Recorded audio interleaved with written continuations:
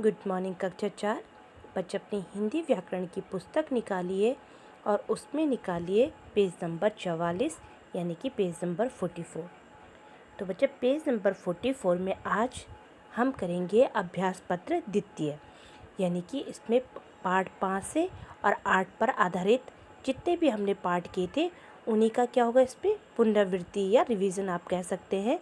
तो ये होगा, ये आप खुद स्वयं से भी कर सकते हैं क्योंकि आपने इन पाठों को भली भांति पढ़ा, इसके सारे अभ्यास कर लिए हैं, तो आप इनको खुद से कर सकते हैं। तो इनको हम अपनी कॉपी में ही करेंगे, ठीक है, कॉपी यानी कि पुस्तक में ही करेंगे। तो पुस्तक में भरने के लिए सबसे पहले है आपके पास, देखिए बच्चा, निम्नलिखित शब्दों के सामने लिंग का नाम लिखिए।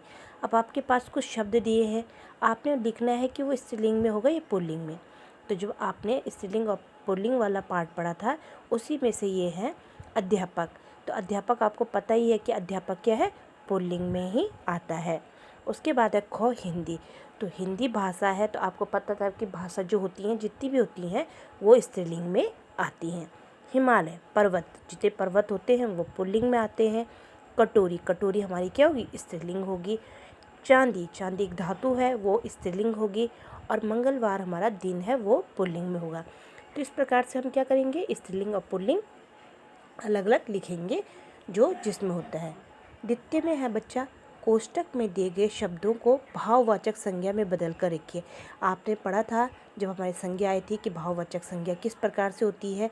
तो जैसे सुंदर है, तो सुंदरता का भाववाचक क्या हो जाएगा, ताजमहल की सुंदरता, सुंदर का सुंदरता, सुंदरता देखते ही बनती है। ख कोयल के सुर में बड़ी, तो यहाँ पे मीठा दे रखा है, तो क्या हो जाएगा, मिठास, कोयल के सुर में बहुत मिठास होती है। नींबू में बहुत खटास है, खट्टा का क्या हो जाएगा, खटास है।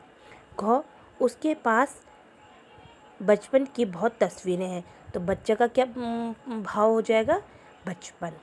अब तीसरा है, वचन बदलकर वाक्य फिर से लिखिए। एक वचन है कि बहुवचन है, जैसे क है, मीठा आम खा लो, यानी कि आपको पता है कि एक आम है तो बोल रहे हैं मीठा आम खा लो, लेकिन बहुत से होंगे तो हम बोलेंगे मीठे आम खा लो, यानी कि मीठा का क्या हो जाएगा, मीठे, मीठे आम खा लो, यानी कि बहुत सारे हैं, ठीक है। लड़के खाना खाते हैं, यानी कि बहुत सारे लड़के हैं, तो अब हमने इनको एक वचन में बनाना है, तो हमने लिखा लड़का खाना खाता है। बहुवचन से हमने एक वचन में बनाया और पहले हमने एक वचन से बहुवचन बनाया। अब गौ वाला है, यह है खरबूजा मीठा है, तो ये क्या होगा, यह एक वचन है तो इसे हम बहुवचन में बनाएंगे, तो ये हो जाएगा ये खरबूजे मीठे हैं। फिर है घ बात मत करो, यानी कि एक वचन है तो इसका बहुवचन होगा बातें मत करो। अब चौथा है बच्चा आपके पास, निम्नलिखित वाक्यों में से कारक छांटिए और उनके नाम भी लिखिए। तो अभी हमने कुछ टाइम पहले ही कारक पढ़े थे, जैसे यह है मोहन का भाई है, तो इसमें कारक क्या है, का, तो हमने लिखा का। तो का किसका है, का को का कारक का किससे है, संबंध कारक से। संबंध कारक का जो विभक्ति चिन्ह है वो होता है का। बच्चे पेड़ पर चढ़ते हैं, पर, तो पर यहाँ पे कारक है।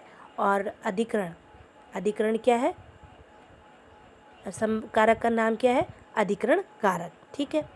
पौधों को पानी दे दो, तो क्या है यहाँ पे, को आ रखा है और कारक क्या होगा, ये संप्रदान कारक।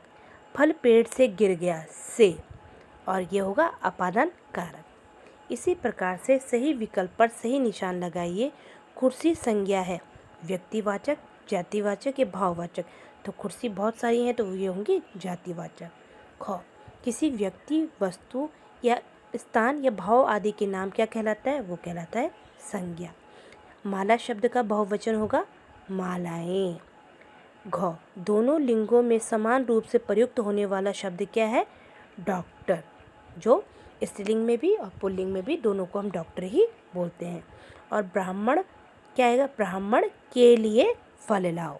तो इस प्रकार से हमारा क्या है, यहाँ पे ये यूनिट जो आपका टेस्ट है, ये मतलब अभ्यास पत्र हमारा द्वितीय होता है। तो ये जितने भी पाठ आपने भी पढ़े हैं उन्हीं पाठों से आधारित है, तो इनको आप अपनी कॉपी में करेंगे और साथ में इसको याद भी करेंगे, ठीक है। आज हम इतना ही करेंगे, ओके।